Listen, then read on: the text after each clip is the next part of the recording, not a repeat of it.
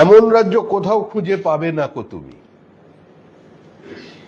রাজ্যের মুখ্যমন্ত্রীকে, রাজ্যের স্বরাষ্ট্রমন্ত্রীকে আইন শৃঙ্খলা রক্ষা করবার দায়িত্ব কি কোনো সাংসদের, কোনো বিধায়কের?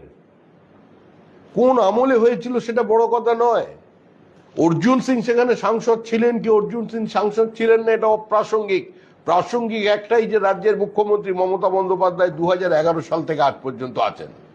আজকে আইন শৃঙ্খলার এই চূড়ান্ত অবনতি, অ্যাবসলিউট লনেসনেস, টোটাল এনার্কি, আমরা একটা নৈরাজ্যের বাসিন্দা। আজকে এর জন্য দায়ী হচ্ছেন মুখ্যমন্ত্রী, তিনি তার দায়িত্ব এড়াতে পারেন না। এখন সংবাদ মাধ্যমের হঠাৎ এই বিভিন্ন জিনিসপত্র তুলে নেওয়ার কারণে সংবাদ মাধ্যমের বদান্যতায় অনেক মানুষ নতুন কিছু জানতে পারছেন, কিন্তু বিষয়টা হচ্ছে যে আজকে সেখানেও তৃণমূল কংগ্রেসের একজন বিধায়ক একজন সাংসদের বিরুদ্ধে, একজন সাংসদ পুলিশের বিরুদ্ধে বিবৃতি দিচ্ছেন। আরে পুলিশ তো কোনো সেপারেট এন্টিটি নয়, স্বশাসিত সংস্থা নয়। পুলিশ মন্ত্রী তো মুখ্যমন্ত্রী। দায়ী করছেন সৌগত রায়, আক্রমণ করছেন পুলিশকে যে পুলিশের জন্য বাড়বাড়ন্ত। মানুষের উনি আহ্বান জানাচ্ছেন এই সমাজ বিরোধীদের বিরুদ্ধে রুখে দাঁড়াও। মানে মানুষ কি এবার গুলি বন্দুকের বিরুদ্ধে রুখে দাঁড়ানোর জন্য হাতে বন্দুক তুলে নেবে, তরোয়াল তুলে নেবে? উনি তো যেটা বলতে চাইছেন, এটা তো গৃহযুদ্ধ পরিবেশ তৈরি করতে হবে। তার আগে যে অবরোধটা সৌগত রায়কে তৈরি করতে হবে সেটা মুখ্যমন্ত্রীর বিরুদ্ধে করতে হবে। তো সৌগত রায় কার পক্ষে? পুলিশ মন্ত্রীর পক্ষে না বিপক্ষে? পুলিশ মন্ত্রীর দায়িত্ব নেবেন কি নেবেন না, প্রশ্ন তো এইখানে।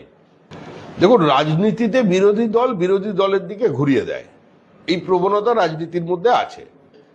কিন্তু আমাদের মুখ্যমন্ত্রীর যেটা সবচেয়ে বড় এক্সপার্টাইজ বা সবচেয়ে তার যেটা প্রতিভা, সেটা হলো যে কোনো ঘটনা উনি দূর থেকেই তার গন্ধ পান এবং আগে থেকেই উনি মানে যে কোনো তদন্তের আগেই তদন্ত প্রক্রিয়া শেষ করে দিতে পারেন।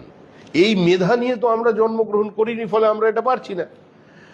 সবচেয়ে বিপজ্জনক বিষয় এই মুহূর্তে যেটা রাজ্যের, সেটা হচ্ছে যে একটি ধর্মীয় সমাবেশে দাঁড়িয়ে মুখ্যমন্ত্রী সরাসরি সেখানকার মানুষদের আহ্বান জানাচ্ছেন নরেন্দ্র মোদীর বিরুদ্ধে ভোট দেওয়ার জন্য, কেন্দ্রীয় সরকারের বিরুদ্ধে ভোট কথা বলছেন এবং যুক্তরাষ্ট্রীয় ব্যবস্থা, যুক্তরাষ্ট্রীয় পরিকাঠামো তাকে অস্বীকার করছেন। সরাসরি বিজেপির বিরুদ্ধে ঘৃণা যাতে তৈরি হয় তার ব্যবস্থা করছেন মুখ্যমন্ত্রী নিজে।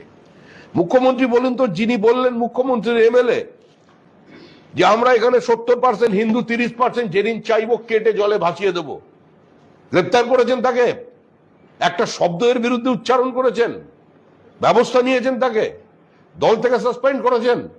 কলকাতার যিনি মহানাগরিক, আজকে তিনি প্রকাশ্যে জায়গায় বললেন, সেটা সমস্ত জায়গায় ভাইরাল হলো, যে আমরা যারা মুসলমান হয়ে জন্মাতে পারিনি আমরা দুর্ভাগা, আমরা অশিক্ষিত, আমরা মূর্খ, আমাদের মধ্যে জ্ঞানের আলো আসেনি, আমাদের চেতনার অভাব আছে।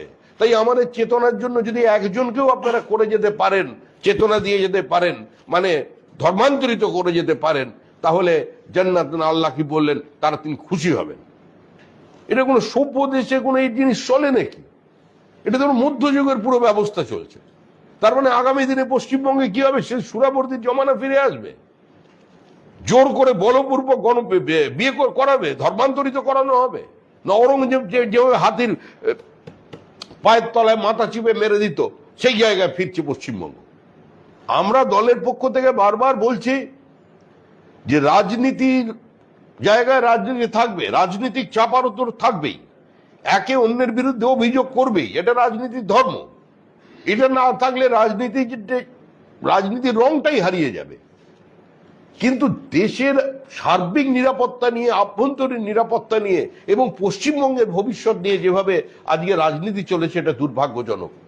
গ্রেটার বাংলাদেশ তৈরি করবার যে ইন্টারন্যাশনাল কনস্পিরেসি আছে, সাইলেন্ট ডেমোগ্রাফিক ইনভেশন, যে বিনা যুদ্ধে ভারত দখলের জন্য যে অনুপ্রবেশ চলেছে, আমরা এই পশ্চিমবঙ্গের একমাত্র রাজনৈতিক দল 80-র দশক থেকে আমরা এর বিরোধিতা করে আসছি।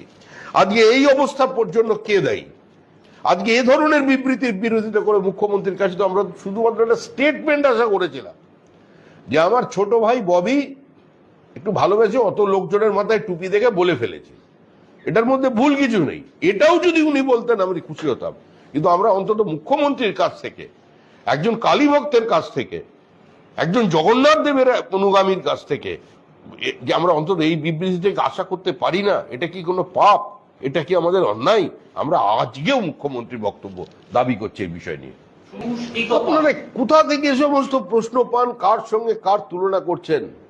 আরে আমাদের রাজ্যের মুখ্যমন্ত্রী মমতা বন্দ্যোপাধ্যায় যিনি রবীন্দ্রনাথকে চ্যালেঞ্জ করে কথাঞ্জলি লিখতে পারেন গীতাঞ্জলির পরিবর্তে, আমাদের রাজ্যের মুখ্যমন্ত্রী গীতবিতানকে চ্যালেঞ্জ করে কবিতা বিতান লিখতে পারেন, আমাদের রাজ্যের মুখ্যমন্ত্রী বিশ্বভারতীর পরিবর্তে বিশ্ব বাংলা তৈরি করে দিতে পারেন, বিকেলে ভোরের ফুল ফোটাতে পারেন, আমাদের রাজ্যের মুখ্যমন্ত্রী প্রধানমন্ত্রীকে তুই বলে সম্বোধন করতে পারেন, আমাদের রাজ্যের মুখ্যমন্ত্রী 3 মাসের মধ্যে বর্তমানের কেন্দ্রীয় সরকার ফেলে দিতে পারেন। তো তার মেধা, তার দূরদৃষ্টি, তার অন্তর্নিহিত শক্তি, আপনারা সেটাকে চ্যালেঞ্জ করছেন, এটা ঠিক নয়।